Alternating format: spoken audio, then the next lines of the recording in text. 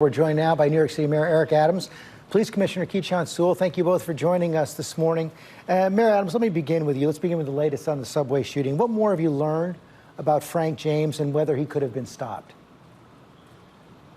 It's still under active investigation. I cannot thank the commissioner enough for the way she handled the investigation and brought him into apprehension. And so we're still weeding through his history and other parts of this investigation.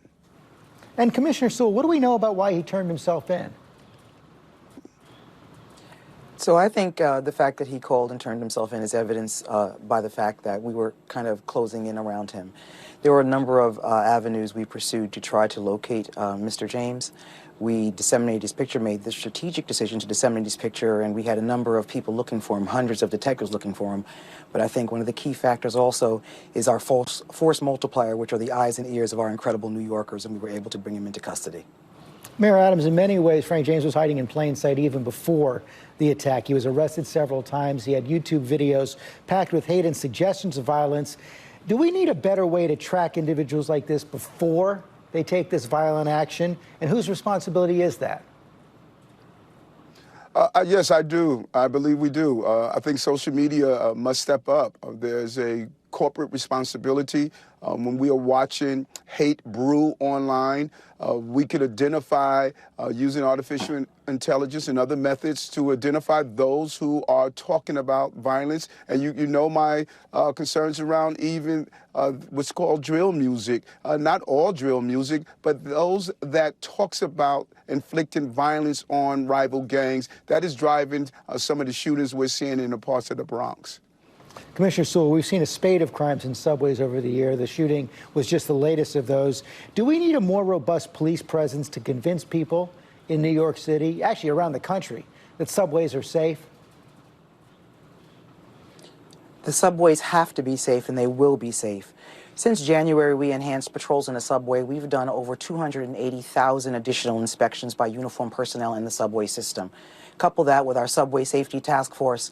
As it stands now, crime in the subway is actually below pre-COVID numbers. But last week, we graduated more recruits from the police academy, and we're surging more officers into the subway system. We recognize that people need to see a visible presence of police in the subway, and we're endeavoring to make sure that that happens. There's also security measures that we don't see, but we understand that that reassurance is required, and we're putting multiple officers in the subways every single day. Mayor Adams, you promised to focus on crime in your campaign, but major crimes have continued to rise on your watch. How do you explain it? What more can be done? A national problem. You know, I say over and over again, there are many rivers that feed the sea of violence. This is a national issue. This is not a red state, blue state. In fact, red states experience a higher murder rate than blue states. Tulsa is 3 times the murder rate of Los Angeles. Mississippi, Kentucky, Louisiana, those are the highest murder rates in our entire country. I think the president has done an amazing job, but you've heard the narrative beforehand about defunding the police. Let me tell you what the defunders of police are. Those are those who did not vote on the Build Back Better bill.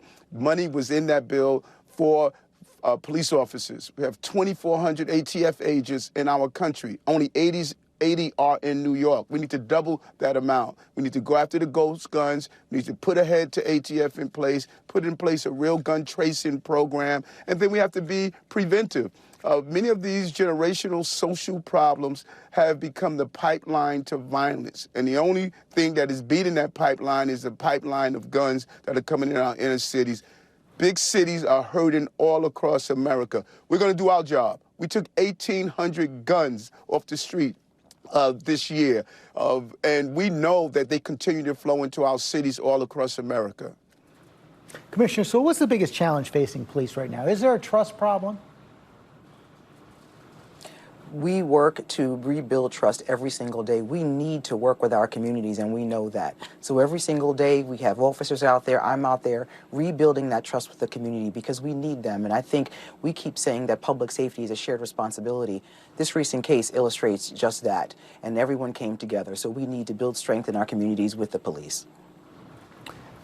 Finally, Mr. Mayor, the former police commissioner of New York City, Bill Bratton, had something to say about this week on Bloomberg. I want you to listen. The scales right now are tipped very heavily in favor of the reforms of the progressive left. Well-intended, some needed, but tipped too far. And what we have as a result is this growing fear of crime, this growing actual amount of crime, as evidenced in almost every major American city. Is Commissioner Bratton right? Yes, I believe he is right. And he understood what we had to go through during the mid-'80s, early '90s, when we had to transform policing. Major mistakes made throughout the years that destroyed the trust that the police commissioner is talking about.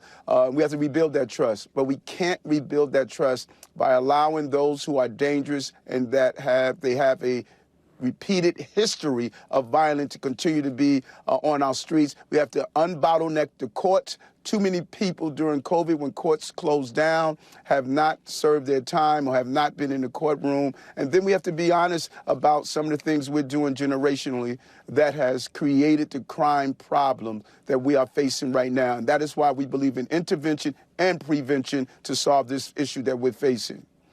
Commissioner Sewell, I saw you nodding your head. You agree? I do agree. We cannot lose sight of the victims of crime. We believe the system has to be fair and balanced, but when we lose sight of the victims of crime, we are not doing what public safety is intended to do. Commissioner Sewell, Mayor Adams, thanks for your time this morning. Hi, everyone. George Stephanopoulos here. Thanks for checking out the ABC News YouTube channel. If you'd like to get more videos, show highlights, and watch live event coverage, click on the right over here to subscribe to our channel. And don't forget to download the ABC News app for breaking news alerts. Thanks for watching.